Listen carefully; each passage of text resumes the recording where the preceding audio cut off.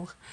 Écoute, il y a 2 jours, quand j'ai appris que le Québec entrait sous une dictature sévère, j'ai passé quelques heures un peu ébranlée, mais j'en ai parlé avec des frères et sœurs.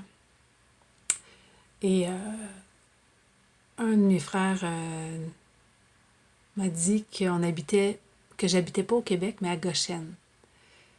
En abri, ça se dit Goshen. C'est Gamal, Shin, Noon. Et je savais que il savait que j'allais trouver la réponse. Je lui ai demandé des indices, mais il m'en a pas donné. Mais dans son amour, Père est venu me rassurer. Dans le sens que le verset qui est venu confirmer ce que je vais vous partager, ça dit Yasharal, qui est le peuple du Très-Haut, qui est un peuple de justice, de droiture et de vérité, habita dans le pays d'Égypte, qui symbolise l'esclavage, c'est Matzraïm, en abri, dans le pays de Goshen. Ils eurent des possessions, ils furent féconds et multiplièrent beaucoup. Donc on voit que même si le peuple du Tout-Puissant était pour un instant dans le pays d'esclavage, il était protégé. Parce qu'on va aller voir que la racine Goshen vient de Gan.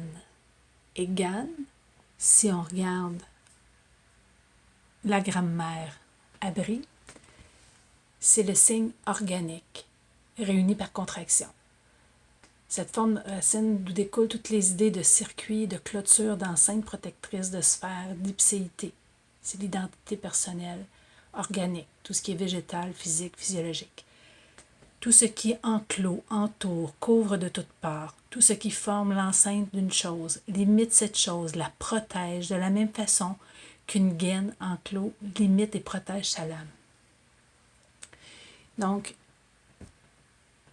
quand on regarde le nom de la ville de Goshen, on voit que c'est Gan, qui est un enclos. J'ai résumé ici par enceinte protectrice, enclos, un jardin, une muraille.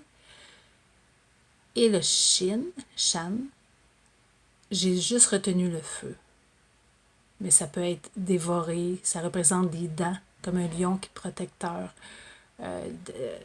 Tout ce qui représente, le feu dévore, ainsi que le lion.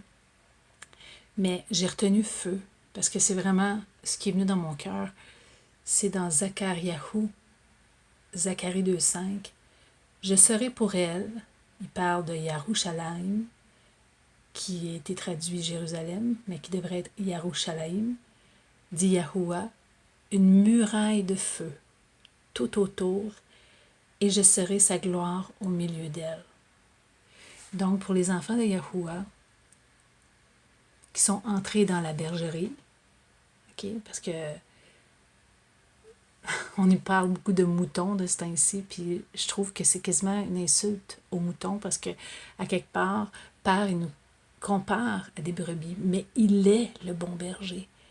Il est la porte des brebis. Yahusha est la porte des brebis qui nous fait entrer dans l'enclos de la grâce. L'enclos, et il dit qu'il va être une muraille de feu tout autour de nous. Donc, merci frérot de m'avoir donné une piste de compréhension pour que je retrouve ma tranquillité d'esprit. Parce que oui, peut-être que je vis au Québec et que le Québec, même mondialement maintenant, entre sous l'esclavage ou la dictature. Mais en tant qu'enfant de Yahuwah, on est sous un autre règne. On est sous le règne du shalom parfait, dans le sens de la paix parfaite, parce qu'on est protégé d'une muraille de feu. On est dans l'enclos de la grâce. On est dans le jardin d'Adan. Je vous aime. Bye bye.